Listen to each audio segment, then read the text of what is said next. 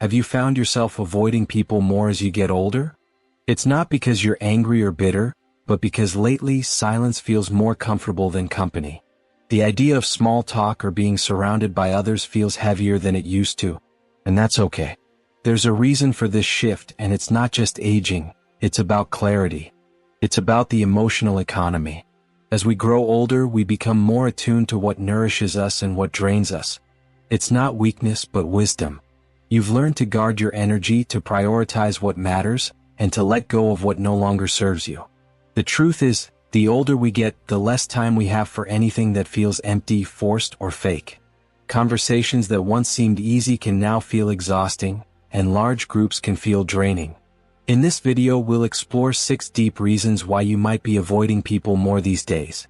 These reasons aren't a sign of isolation. They're a reflection of your growth and how your priorities have shifted. Stay with us because the last reason might just be the one that changes everything. Number 1. Limited emotional energy that must be protected. As we grow older, our emotional energy becomes something we need to guard more carefully. It's almost like a savings account. Each interaction, each moment, requires an investment of energy, and we've learned not to deplete ourselves on things that don't provide meaningful returns. When we were younger, we might have had the patience to sit through long-winded stories that led nowhere, or endure conversations where we weren't truly heard. But now, even casual small talk can feel like a chore, not because we've stopped caring but because we've learned to care more selectively. We no longer have the emotional bandwidth for shallow connections or relationships that take more from us than they give. Every phone call, every visit, every social gathering asks something of us, and if the return isn't fulfilling, we feel it instantly. It's not that we dislike people. It's simply that we've come to understand how much emotional energy it takes to engage deeply, and we're no longer willing to pay that price for things that leave us feeling emptier than before. I once knew a man named Walter, 82 years old, who used to host monthly dinners for old friends. As the years passed, he started to notice something. He was growing tired, not from the cooking or cleaning, but from the constant effort to keep the energy up when no one seemed to notice how drained he was. Over time, he decided to stop hosting, not because he didn't love his friends, but because he realized that he needed to reserve his energy for things that nourished him rather than drained him. There's something else that changes with age. We become more aware of time, not in a fearful, anxious way but in a sacred, precious way. We begin to view each hour of our day as something to be protected. If a conversation doesn't bring connection or a gathering leaves us feeling flat, we no longer pretend it was worth our time. We start to listen to our fatigue, to trust our need for quiet moments, and to stop feeling the need to explain ourselves. Avoiding people now isn't always about avoiding conflict. Sometimes it's about protecting ourselves from depletion. When your nervous system is already working overtime, healing, regulating, and navigating the complexities of aging, sometimes even a simple interaction can feel overwhelming if it's not rooted in genuine care. And once you've experienced the peace that comes from solitude, it becomes harder to return to noise that doesn't serve you. You're not being antisocial. You're being honest. You've earned the right to spend your emotional energy on the people and things that truly enrich your life and give you something real in return. Number 2. Outgrowing old roles and expectations. As we get older, one of the most important shifts that happen, though often quiet, is the realization that the roles others expect us to play no longer fit. Perhaps you were always the listener, the caretaker, the one holding everything together. But now these old patterns feel heavier, and continuing to fulfill them doesn't feel like love anymore. Instead, it feels like you're losing sight of yourself. You're not the same person you were many years ago. And while you may have once played these roles to keep others comfortable, it has become too much. Many people may not notice the changes in you. They might still expect you to be the version they remember, rather than the person you've grown into. And when you show them the new you, maybe quieter, more reflective, or just slower, they may not understand. They may joke about you not being as involved or not showing up as often. But deep down, you know that you are still being true to yourself. It's just that this new version of you isn't what they're used to, and that's okay. I once knew a woman, Carol, who was 72, and she spent her life as the person everyone turned to in her family. She was always the one with answers, the one ready with food or a place to stay for anyone who needed it. But after a health scare and a lot of personal reflection, she realized she no longer wanted to be the emotional support for everyone. She craved peace, silence, and time for herself. And when she started saying no, people didn't understand at first. But over time she stopped apologizing for it. Avoiding social situations now doesn't mean you dislike people. Sometimes, it's simply because you no longer wish to be seen through the lens of who you were. You want relationships that meet you where you are today, not where you were in the past. And if those connections aren't there, or if others aren't willing to grow with you, you might find yourself choosing distance over pretending. Your priorities have shifted, and the peace you feel in your solitude comes from knowing you no longer have to perform. You don't need to keep a conversation going just for politeness, or solve problems that aren't yours, and you definitely don't need to shrink yourself to make others feel comfortable. Letting go of old roles isn't selfish, it's sacred. The more space you reclaim for yourself, the more peace you'll find in the quiet that follows. If you're finding these insights helpful, please share your thoughts by commenting number 2 below. It helps us know you're here and that the content is meaningful to you. And if you haven't subscribed yet, I recommend doing so and turning on the bell so you don't miss any future videos. Your support helps us continue to create valuable content that inspires and informs. Let's keep moving forward. Number 3. Silence feels more nourishing than small talk. There comes a point in life when you stop seeking noise just for the sake of it.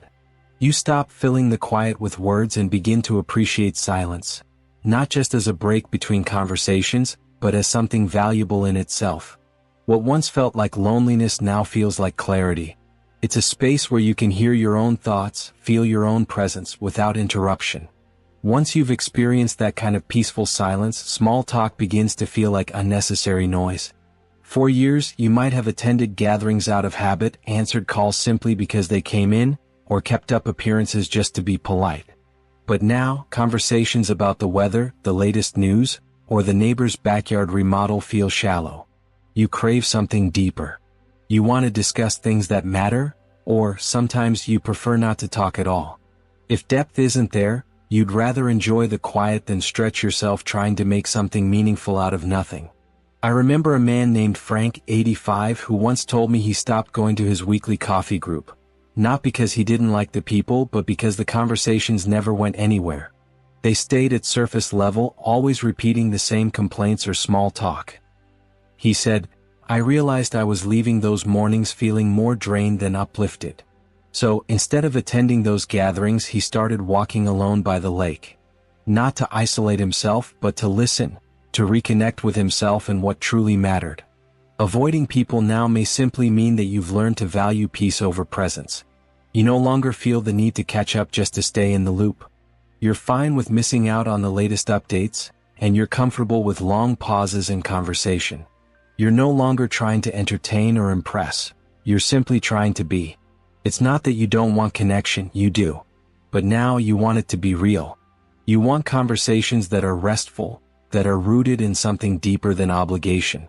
You want laughter that feels natural, silence that feels comfortable, and company that doesn't require you to carry the weight of the moment. When small talk starts to feel like a burden, it's not a sign that you're closing off, it's a sign that you're returning to yourself. And sometimes, the richest conversations happen in silence, when nothing at all is said. Number 4. Quick detection of hidden agendas. As the years pass, you begin to notice a remarkable shift, not just in your wisdom but in your ability to sense when something isn't quite right. It's not that you're paranoid, but rather you've learned to recognize the subtle signs.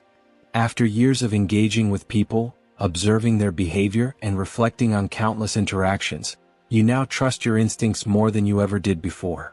You've learned to notice the small inconsistencies between words and actions, and this awareness has become sharper with age. In the past, you might have overlooked these signs or tried to explain away what you sensed. You might have convinced yourself that the person didn't mean any harm, or that you were being overly sensitive. You may have brushed off the warning signals, allowing others' charm to cloud your judgment. But with time, you've grown more confident in trusting your gut feelings, especially when something feels off. You've become adept at spotting when someone's intentions are not aligned with their words. Perhaps it's when someone is quick to flatter, gossip too easily, or always seems to want something from you. Your inner warning system turns on in those moments, alerting you to the hidden motives. And once you feel that unease, you no longer ignore it. You step away. It's no longer a matter of just being polite or going along with the flow. It's about protecting yourself. I once met a woman named Helen, 72, who shared that for most of her life she ignored the warning signs. She didn't want to appear rude, so she tolerated behavior that left her feeling drained. But eventually she realized that her politeness came at the cost of her own peace. She told me, "I used to put up with things because I didn't want to stir the pot. But I realized that avoiding confrontation only robbed me of my own sense of calm." Now, whenever she senses manipulation or selfishness, she quietly steps away. No dramatic exit, no big confrontation, just a calm withdrawal. In that silence, she's found a deeper kind of safety. Choosing to avoid certain people doesn't always stem from anger or hurt. Sometimes it's a sign of personal growth. It's the ability to recognize who truly brings value into your life and who only adds noise. It's about learning to hear the things left unsaid and understanding the importance of maintaining healthy boundaries. You've mastered the art of protecting your peace without needing to justify it. Through years of experience, you've learned to discern who drains you, who uses you, and who only shows up when they need something. Instead of trying to confront or fix these people, you've chosen a different path, the path of disengagement. Not to punish them but to preserve your own energy. The clarity that comes with this choice is something hard-earned. It's the result of long years of trusting the wrong people, staying in toxic situations too long, and losing parts of yourself in the process. Now, you no longer confuse attention with care. You don't equate consistency with loyalty, nor do you mistake a smile for genuine safety. You avoid certain individuals because you've learned to trust your inner compass. You know when to walk away, when to stay quiet, and when to preserve your energy. And once that compass is aligned, you stop wasting time walking in circles. You move forward with intention, quietly, confidently, and without apology. If you're finding these insights meaningful, please comment number 4 below to let me know you're here. And if you haven't subscribed yet, I encourage you to subscribe and turn on the bell so you won't miss any future videos. Your support helps us continue creating content that informs and inspires you. Let's move on to number 5. Number 5. Lingering effects of past betrayals. As we get older, one of the quietest yet most profound reasons we begin pulling away from others has less to do with current relationships and more to do with the ones we've had in the past. Maybe it was a friend who disappeared when you needed them most. Maybe it was the family who turned their back when you were at your lowest. Or perhaps it was someone you trusted deeply, only to have them break that trust without a second thought. Even if you've forgiven them outwardly, something inside you still remembers. Betrayal has a way of reshaping how we connect with others. It teaches us where not to step, what not to say, and most painfully, who we should keep our distance from. You may still smile, you may still be kind, but there's a part of you that now holds back. Not because you're cold, but because you've learned to be cautious. You've learned that even the closest friendships can fall apart in an instant. You've seen how even those who promised to be there for you can disappear when things get hard. And those lessons don't fade away easily.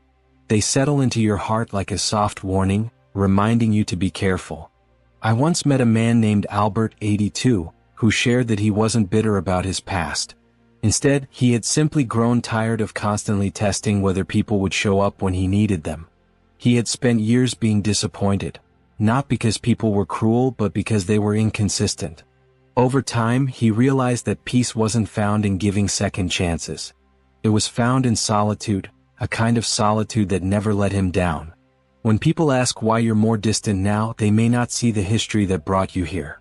They don't know about the nights you spent wondering why someone never called, or the quiet moments when trust was eroded, not through dramatic confrontations but through those small, accumulating absences. They only see the space you've created around yourself, and they mistake it for coldness when, in reality, it's just self-preservation. You avoid people not because you've stopped believing in love or friendship, but because you now understand that trust isn't something to give away lightly. It's something that has to be earned, slowly, and once broken, it can't be rebuilt with just words. That doesn't mean you've closed your heart. It means that your heart now has better gates, stronger ones built not out of fear but out of experience. If someone wants to be close to you now, they need to prove not only that they care but that they can be relied upon. Because after everything you've been through, consistency means more than charm, and being present means more than making promises. You've earned the right to protect your peace, even if it means keeping your circle smaller than it once was. If you found these insights helpful, please comment number 5 below to let me know you're here. If you haven't subscribed yet, I recommend you subscribe and turn on the bell to ensure you don't miss any future videos. Your support helps us continue creating meaningful content that informs and inspires you. Let's move on to number 6. Number 6. Fulfillment in your own company. As we age, there comes a point when being alone no longer feels like isolation, but instead feels like liberation. When we were younger, being alone might have made us anxious, made us feel like we were missing out or somehow falling behind. But now, solitude doesn't signal a lack of connection, it signals freedom. And that freedom isn't loud or dramatic. It's quiet, steady, and filled with simple joys that don't require an audience to be meaningful. For much of your life, you may have been surrounded by others. Children, coworkers, friends, extended family. You've hosted, helped, and held everything together. But at some point you began to ask yourself, what would life feel like if I let myself just be? No obligations, no small talk, no pressure to entertain or explain. And what you found wasn't emptiness, it was wholeness. I once knew a woman named Frances, 80, who shared that she used to dread weekends when no one would call or come by. But then she began filling her time differently, reading, sitting by the window with her tea, watching birds in the morning, writing letters she never sent. She told me, I realized I didn't need company to feel complete. I just needed to return to myself. That shift doesn't come from bitterness. It comes from knowing yourself well enough to no longer depend on others to define your day. You wake up when you want, eat when you want, think your own thoughts without interruption, and follow your own rhythm. That kind of autonomy becomes sacred because, at this stage in life, the best company is often the one that doesn't demand a single thing from you. People might ask why you're not as social. They might wonder why you've stopped attending every gathering or returning every call. But what they don't realize is that your time alone isn't a void, it's a garden. It's where you nurture your thoughts, your peace, your body, your stories. Unlike some relationships, it never asks you to shrink or bend.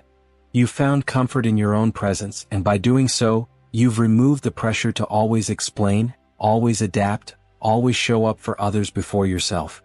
You still care. You're still kind. But now your kindness includes you too. If you're finding these insights valuable, please comment number 6 below to let me know you're here.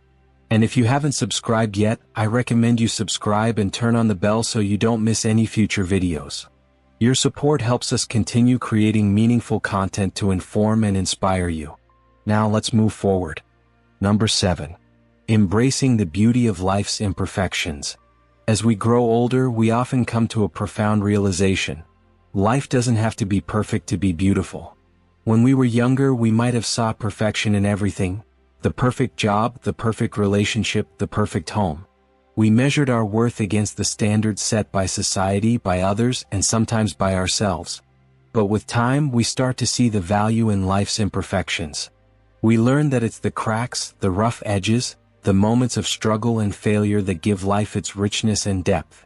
We might look back on the years behind us and notice the mistakes we made, the paths we didn't take, the opportunities we missed. And yet, there's a wisdom in embracing these imperfections. We begin to understand that every misstep, every disappointment, and every challenge was part of the journey that brought us to this moment. Instead of feeling regret, we feel gratitude for how each experience shaped us into the people we are today. There's beauty in the imperfect. A flower isn't less beautiful because it has a few petals that are starting to fade. The lines on our faces are not just signs of age, but stories of lives lived, of joy, loss, and resilience. We've come to appreciate the little things that make life whole. A quiet moment with a loved one, the feeling of a warm sun on our skin, the laughter shared with friends, the comfort of routine. These moments, though simple, hold immeasurable value. For years we might have rushed through life, seeking to fix everything, to make it all better. But as we age, we start to slow down. We give ourselves permission to simply be, to embrace life as it is, in all its beauty and imperfection. We begin to find peace in the things we once overlooked, in the quiet, in the mundane, in the real, unpolished moments that form the fabric of our lives. And this isn't resignation.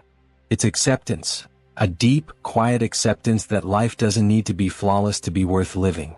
It's the acceptance of our own imperfections, the acknowledgement that we are all works in progress. We no longer feel the need to prove anything to anyone. We've learned that it's okay to be vulnerable, to let go of the need for control, and to simply allow life to unfold as it will. As we embrace the imperfections of our lives, we also embrace the impermanence of it all. We know now that time is finite, but that doesn't make it any less valuable. The beauty of life lies in how we experience it, fully without fear of what's missing, but with gratitude for all that is present. It's in the mess, the mistakes, the lessons learned, and the love we give and receive. In the end, life's imperfections are not something to be fixed. They are the essence of what makes it truly beautiful. And in embracing this, we find peace, we find freedom, and we find joy. Final thoughts. As we wrap up today's conversation, I want to leave you with a simple, yet profound truth. Choosing solitude isn't a sign that something is wrong with you. In fact, it might be one of the clearest signs that you've finally come home to yourself. Every reason we've discussed today, whether it's protecting your energy, shedding outdated roles, craving peace over noise, spotting insincerity, carrying the scars of past betrayals, or finding fulfillment in your own company, isn't about retreating from life. It's about honoring who you are. You haven't given up on people. You've simply stopped sacrificing your well-being to meet others where they refuse to meet you. You've stopped confusing busyness with connection, and you've realized that being selective with your time and energy doesn't mean you're distant. It means you're deliberate. And that's what growing wiser looks like. You don't owe anyone an explanation for the boundaries you've set or the quiet you've chosen. The people who truly understand you won't need one. And those who don't understand? Maybe they were only meant to know an earlier version of you, not the person you've become.